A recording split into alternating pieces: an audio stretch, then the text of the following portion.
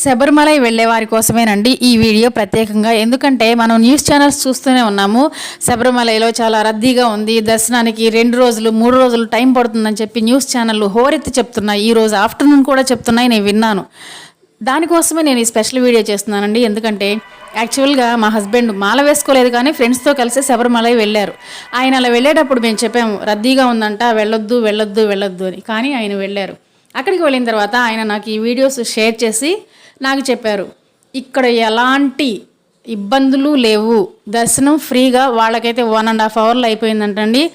అక్కడున్న సిచ్యువేషన్స్ అన్నీ చాలా ఫేవరబుల్గా కంఫర్టబుల్గా ఉన్నాయి అమ్మాయి, ఇబ్బంది ఏమీ లేదు, ఎవరైనా సరే నిస్సందేహంగా రావచ్చు.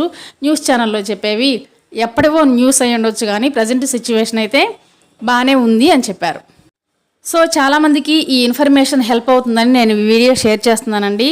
నచ్చితే లైక్ ఇవ్వండి, ఛానల్ని సబ్స్క్రైబ్ చేసుకోండి.